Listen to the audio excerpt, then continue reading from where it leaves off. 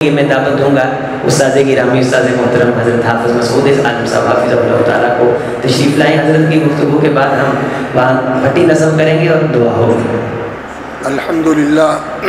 الحمدللہ رب العالمین وصلی اللہ وسلم علی اشرف الانبیاء والمرسلین محمد وعلی آلہ واصحابہ ومن تبعہم باحسان الی یوم الدین۔ اشہد ان لا الہ الا اللہ وحدہ لا شریک لہ واشہد ان محمدا عبدہ ورسولہ وبعد۔ فضیلت مآب الاخ الکریم شیخ محمد یاسین ظفر صاحب اور فضیلت مآب علماء کرام قرائے اعظام اور احباب گرامی حضرات و خواتین سامعین و حاضرین کرام، واقعتاً بہت ہی خوشی، مسرت، شادمانی اور فرحت کے یہ لمحات ہیں۔ اللہ کے حضور ہم سر بسجود اور سراپا تشکر و امتنان ہے کہ الحمدللہ الذی بنعمتہ تتم الصالحات، سب تعریفیں اس اللہ کے لیے ہیں جس کی توفیق اور جس کے احسان سے نیک کام سر انجام پاتے ہیں اور پایہ تکمیل تک پہنچتے ہیں۔ واقعتاً کل کی بات ہے کہ یہاں اکٹھے ہوئے تھے بنیاد کی اینٹیں رکھنے کے لیے، اور آج یہ ماشاءاللہ عمارت کھڑی ہے اور ان منور چہروں کے ساتھ یہ ماشاءاللہ اللہ کا گھر بھرا ہوا ہے۔ اے اللہ، جس طرح ہم تیرے گھر میں یہاں جمع ہیں، اے اللہ تیری رحمت کا واسطہ دے کر تجھ سے مانگتے ہیں کہ اپنی رحمت و رضا کے گھر جنت میں رسول اللہ صلی اللہ علیہ وسلم کے قرب میں ہمیں جمع فرما دے۔ حضرات گرامی، یہ مسجدیں یہ اللہ کا نام بلند کرنے کی جگہ ہیں۔ یہاں سے اللہ کا نام بلند ہوتا ہے، اللہ اکبر۔ یہاں سے اسلام کی دعوت بلند ہوتی ہے، حی علی الصلاح حی علی الفلاح، اشہد ان لا الہ الا اللہ اشہد ان محمد رسول اللہ۔ یہ اسلام کی دعوت ہے۔ اس لیے روئے زمین پر اللہ رب العزت کو سب سے محبوب یہی جگہ ہیں، اور اللہ رب العزت نے اپنی ملاقات کے لیے انہی جگہوں کو منتخب کیا ہے کہ جو اللہ سے ملنا چاہتا ہے وہ آئے اس مسجد کے اندر، اور اس مسجد کے اندر آ کے اللہ رب العزت فرماتے ہیں کہ جو کسی کے پاس آتا ہے، پھر جس کے پاس آیا ہوتا ہے میزبان کا یہ حق ہوتا ہے کہ آنے والے کی عزت کرے، اس کا اکرام کرے۔ تو اللہ فرماتے ہیں کہ جو میرے ملنے کے لیے میرے گھر میں آتے ہیں میں ان کی عزت کرتا ہوں، میں ان کو اکرام دیتا ہوں، اور ان کے لیے میں مہمانی تیار کرتا ہوں، اور جنت میں اللہ رب العزت ان کے لیے ریفریشمنٹ تیار کرتے ہیں۔ اور جو لوگ یہ مسجد بناتے ہیں اللہ تعالیٰ ان کے لیے جنت میں گھر بنا دیتا ہے۔ اور جو لوگ ان مسجدوں کو آباد کرتے ہیں، انما یعمر مساجد اللہ من آمن باللہ والیوم الآخر، اللہ رب العزت نے ان کے ایمان کی گواہی دی ہے کہ اللہ پر وہی ایمان رکھتے ہیں۔ انما یعمر مساجد اللہ، وہ لوگ مسجدیں آباد کرتے ہیں من آمن باللہ والیوم الآخر واقام الصلاۃ وآت الزکاۃ ولم یخش الا اللہ۔ یہ صفات جن کے اندر ہوتی ہے وہ مسجدوں کو آباد کرتے ہیں۔ تو انسان کو یہ مقام جو ہے سورۃ التوبہ کا، اس کو سامنے رکھ کر اپنے اندر ان صفات کو پیدا کرنا چاہیے۔ اور مسجد جو ہے اس کے ساتھ جس آدمی کا دل جڑا رہتا ہے، رسول اکرم صلی اللہ علیہ وسلم نے فرمایا وہ ان 7 خوش نصیبوں میں ہے جن کو اللہ رب العزت اپنے عرش کا سایہ نصیب فرمائیں گے۔ رجل قلبہ معلق بالمسجد، وہ آدمی جس کا دل مسجد کے ساتھ جڑا رہتا ہے، مسجد اس کے دل میں بستی ہے، اور مسجد کی ترقی، مسجد کی آبادی، مسجد کی بہبود، اس کی جو بھی ضروریات ہیں ان کی اس کو فکر رہتی ہے کہ یہ چیزیں اس مسجد کے اندر ہونی چاہیے۔ اور سب سے بڑی جو مسجد کی آبادی ہے وہ اللہ کی عبادت کے ساتھ ہے، کہ مسجدوں کے اندر اللہ کی عبادت ہو، اور اللہ کی عبادت کے اندر جو بنیادی چیز ہے وہ اللہ رب العزت کی توحید ہے۔ جیسا کہ اللہ رب العزت نے فرمایا وَأَنَّ الْمَسَاجِدَ لِلَّهِ فَلَا تَدْعُوا مَعَ اللَّهِ أَحَدًا، اللہ کے لیے ہیں یہ مسجدیں، تو اللہ کے ساتھ کسی کو شریک نہ کرو. تو مسجد سے اللہ رب العزت کی توحید کی صدا بلند ہونی چاہیے، اور یہ لوگوں کو سمجھانی چاہیے کہ اللہ کی عبادت کے اندر کسی کو اور ساجی اور شریک نہ بنائے. اور نبی صلی اللہ علیہ وسلم نے فرمایا ان المساجد انما ہی لعبادت اللہ، مسجدیں اللہ کی عبادت کے لیے بنائی جاتی ہیں. تو ایک تو مسجد کے اندر اللہ کی عبادت کرنی چاہیے، ان کو اللہ کی عبادت سے آباد رکھنا چاہیے، اور اللہ کی عبادت کی بنیاد اللہ کی توحید ہے. یہاں سے لوگوں کو توحید کا پیغام ملنا چاہیے، اور عبادت جو ہے وہ اللہ کی توحید کے ساتھ ہوتی ہے اور رسول اکرم صلی اللہ علیہ وسلم کی اتباع و اطاعت کے ساتھ ہوتی ہے. جس عبادت کے اندر رسول اللہ صلی اللہ علیہ وسلم کی فرما برداری اور آپ کی پیروی اور تابعداری نہ ہو، وہ عبادت اللہ کے ہاں معتبر نہیں ہوتی. اس لیے دوسری چیز جو مسجد سے لوگوں کو ملنی چاہیے وہ رسول اکرم صلی اللہ علیہ وسلم کی سنت اور آپ صلی اللہ علیہ وسلم کی سیرت کی تعلیم ہے. اور یہ اللہ کی عبادت اور رسول اکرم صلی اللہ علیہ وسلم کی اطاعت و اتباع یہی دین ہے، اور یہ مسجدوں کا پیغام ہے کہ لوگ اس کے اوپر اکٹھے ہو جائیں. اور اس چیز کے ساتھ یہ مسجدیں اللہ رب العزت کو سب سے زیادہ محبوب بھی ہیں، اور اللہ رب العزت کے ہاں ان کا بھی بڑا درجہ ہے اور ان کو آباد کرنے والوں کا بھی بڑا درجہ ہے. تو اللہ رب العزت اس مسجد کو توحید و سنت کا مرکز بنائے اور علم و ایمان کا مرکز بنائے. اور دوسرا، اللہ رب العزت نے قرآن مجید کا یہ مقام جو محترم قاری سعید اللہ صاحب آپ کو سنا رہے تھے کہ اللہ نور السماوات والارض، اس کائنات کا نور اللہ رب العزت کی ہستی ہے. اللہ رب العزت کے ماننے سے ہی اس کائنات کے اندر ہستی، وجود، ثبات اور زندگی کی رنگینی ہے. اگر کوئی اللہ رب العزت کو نہیں مانتا تو تاریکی ہی تاریکی ہے، اندھیرا ہی اندھیرا ہے. تو اللہ رب العزت نور ہے، اور اس کے ماننے سے انسان کی زندگی میں نور آتا ہے. اور اللہ رب العزت کی معرفت کا نور، اللہ رب العزت کی محبت کا نور، اور اللہ رب العزت کی طرف بڑھنے کا جو انسان کو اللہ رب العزت نے شوق اور جذبہ عطا فرمایا ہے، اس نور کی جو مراکز ہیں جہاں سے یہ نور انسانوں کے اندر آتا ہے اور ان کی زندگی کو روشن کرتا ہے، یہ اس نور کے مرکز یہ مسجدیں ہیں. یہ یہد اللہ لنورہ من یشاء، اللہ تعالیٰ جس کو چاہتا ہے اس نور کی طرف رہنمائی فرماتا ہے. اور فرمایا فی بیوت اذن اللہ، یہ نور ملے گا تو ان مسجدوں سے ملے گا. یہ مسجدیں اللہ رب العزت کے نور کا محبت ہے. یہاں قرآن پڑھا جاتا ہے جو اللہ کا نور ہے، یہاں رسول اکرم صلی اللہ علیہ وسلم کی سنت اور آپ کی سیرت کی تعلیم دی جاتی ہے، جن کو اللہ رب العزت نے ہدایت کا سراج منیر بنا کر بھیجا ہے. رسول اکرم صلی اللہ علیہ وسلم ہدایت کا نور ہے، سراج منیر ہے. یہ نور یہاں سے ملتا ہے، اللہ رب العزت کی محبت اور معرفت یہاں سے ملتی ہے. تو یہ مسجدیں وہ جگہ ہیں جہاں سے انسان کی زندگی کے اندر نور آتا ہے، اور یہ نور یہاں سے لے کر آپ کو اپنے ماحول کو منور کرنا چاہیے، اپنے گھر کو منور کرنا چاہیے، اور اپنے آس پاس کے جو جگہ ہیں وہاں یہ نور لے کے جانا چاہیے. یمشی بھی فی الناس، لوگوں کے اندر اس نور کو لے کر آپ چلتے پھرتے نظر آئیں تاکہ یہ نور جو ہے ساری دنیا کے اندر پھیلے. تو یہ نور کا مرکز ہے جہاں سے اللہ رب العزت کی معرفت اور اللہ کی عبادت اور اللہ رب العزت کی محبت اور رسول اکرم صلی اللہ علیہ وسلم کی محبت کا نور انسانوں کی زندگی کے اندر آتا ہے. تو اللہ رب العزت نے ان کے بارے میں حکم دیا ہے اذن اللہ ان ترفع، ان مسجدوں کو بلند کرنا چاہیے. یہ مسجد انسان کی زندگی کے اندر سب سے اونچے مقام پر ہونی چاہیے کہ یہ اللہ کا گھر ہے. سب سے بڑا کون ہے؟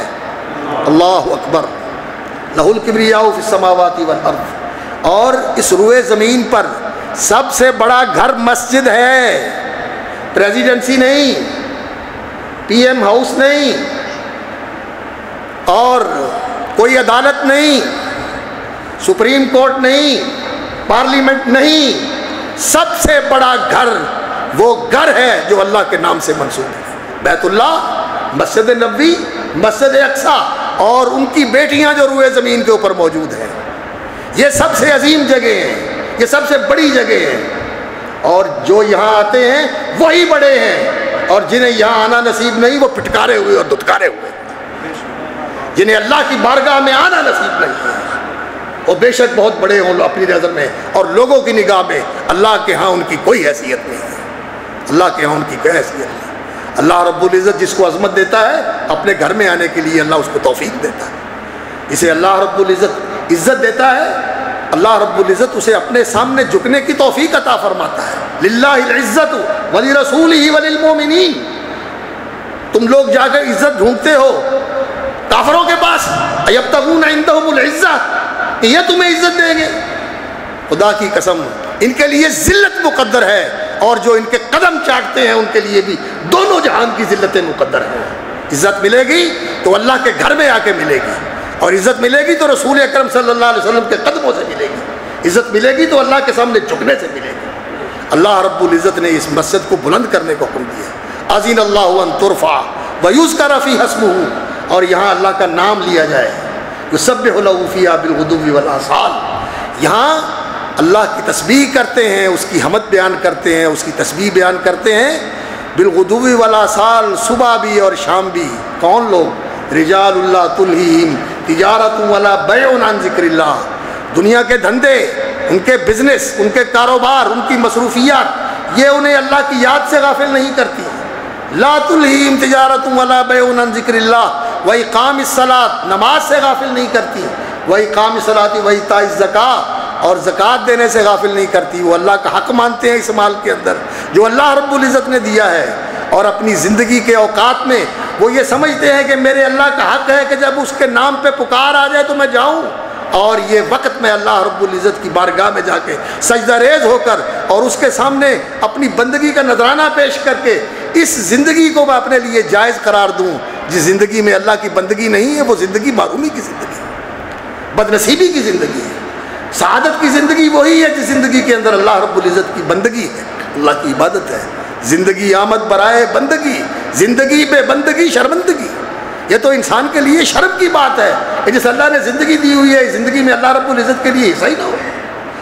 تو یہ نماز، یہ زکوٰۃ، یہ چیزیں جو لوگ کرتے ہیں مسجدوں میں آ کر، ان لوگوں کے لیے اللہ رب العزت کا وعدہ ہے لیجزیہم اللہ احسن ما عملوا، انہیں اس دن کا ڈر ہے تتقلب فیہ القلوب والابصار، جس دن دل اپنی جگہ سے اچھل کے یہاں آ جائے گا اور آنکھیں پلٹ جائیں گی اور پنڈلی سے پنڈلی جڑ جائے گی اور ساری طرف سے جواب ہو جائے گا، اور اللہ اکبر جو مشینیں لگی ہوئی ہے دل کی دھڑکن کو دیکھنے کے لیے اور دوسری سیٹیاں بول جائیں گی اور انسان اللہ کے سامنے پیش ہو جائے گا۔ اس دن سے ڈرتے ہیں، تتقلب فیہ القلوب والابصار لیجزیہم اللہ احسن ما عملوا ویزیدہم من فضلہ۔ ایسے لوگوں کو اللہ تعالیٰ، انہوں نے زندگی میں جو بہترین عمل کیے ہیں، مسجدیں بنائی ہیں، انہیں آباد رکھا ہے، ان مسجدوں میں کام کرنے والے، ان کو آباد رکھنے والوں کی عزت کی ہے، تکریم کی ہے، ان کو محبت دی ہے، ان کو عزت دی ہے، ان کا اکرام کیا ہے، یہ بھی مسجد کی تکریم میں آتا ہے، یہ مسجد کے رفعت میں آتا ہے کہ ان لوگوں کی بھی عزت دی جائے۔ یہ کیا ہوا کہ بلڈنگوں پر تو کروڑوں روپے لگا دیتے ہو، اور جب ان مسجد کو آباد کرنے والوں کا نام آتا ہے تو پھر پوچھا جائے کتنی تنخواہ ہے تو کہتے ہیں جی بتاتے ہوئے شرم آتی ہے۔ ایسے افسوس کی بات ہے، ان کی عزت کرنی چاہیے جن کے دم سے یہ مسجدیں آباد ہیں۔ اور رسول اکرم صلی اللہ علیہ وسلم کی نگاہ میں ان مسجدوں کی خدمت کرنے والوں کی کیا عزت ہوتی تھی؟ ایک لاوارث خاتون تھی، سانولے سے رنگ کی، اس کا کوئی خاندان نہیں تھا، مسجد میں ہی اس کا خیمہ نصب تھا، وہیں وہ رہتی تھی، اور اس کا کام کیا تھا؟ مسجد میں جھاڑو دیتی تھی، اللہ اکبر، مسجد کی صفائی کرتی تھی۔ اور یہ مسجد کی صفائی کو چھوٹا کام ہے؟ اللہ رب العزت نے اپنے خلیل حضرت ابراہیم علیہ السلام کو اور ان کے صاحبزادے حضرت اسماعیل علیہ السلام کو کہا تھا کہ طہرا بیتی للطائفین، میرے گھر کو پاک رکھنا، میرے گھر کو صاف رکھنا۔ اللہ اکبر، یہ بہت بڑا کام ہے، بہت بڑا کام ہے۔ تو وہ خاتون مسجد میں صفائی کرتی تھی، فوت ہو گئی، صحابہ نے بندوبست کیا اپنے گھر کی خواتین کے ساتھ اور ان کا جنازہ پڑھا اور دفن کر دیا۔ رسول اکرم صلی اللہ علیہ وسلم کو زحمت نہیں دی، اور رسول اکرم صلی اللہ علیہ وسلم کو بھی پتہ نہیں چلا کہ خاتون فوت ہو گئی۔ ایک دن نظر نہ آئی تو پوچھا وہ خاتون نظر نہیں آ رہی، کدھر گئی؟ کہنے لگے یا رسول اللہ وہ تو فوت ہو گئی، ہم نے دفن کر دیا۔ فرمایا مجھے بتایا کیوں نہیں؟ چلو مجھے اس کی قبر پہ لے چلو، میں اس کی قبر پہ جا کے جنازہ پڑھوں گا۔ نبی صلی اللہ علیہ وسلم قبر پہ تشریف لے گئے اور اس کا جنازہ پڑھا کہ وہ مسجد کی خادمہ تھی۔ یہ عزت تھی رسول اکرم صلی اللہ علیہ وسلم کے دل میں اس کی، آپ صلی اللہ علیہ وسلم نے قبر پہ جا کے جنازہ پڑھا اور فرمایا یہ قبروں کے اندر اندھیرا ہوتا ہے، میں دعا کرتا ہوں، میں جنازہ پڑھتا ہوں، اللہ روشنی کر دیتا ہے، اللہ قبروں کو منور کر دیتا ہے۔ تو ان لوگوں کی عزت کرنی چاہیے اور ان کی ضرورتوں کو ملحوظ رکھنا چاہیے۔ اور حقیقت یہ ہے کہ ایمان کا تو تقاضا یہ ہے کہ آدمی اپنے لیے جو پسند کرتا ہے اپنے بھائی کے لیے وہی پسند کرے۔ تو ہم جس طرح خود رہتے ہیں کم از کم یہ سوچ لیا کریں کہ ہم اگر 100% رہتے ہیں تو ان کو 75%، 80% تو ویسا کر لیں۔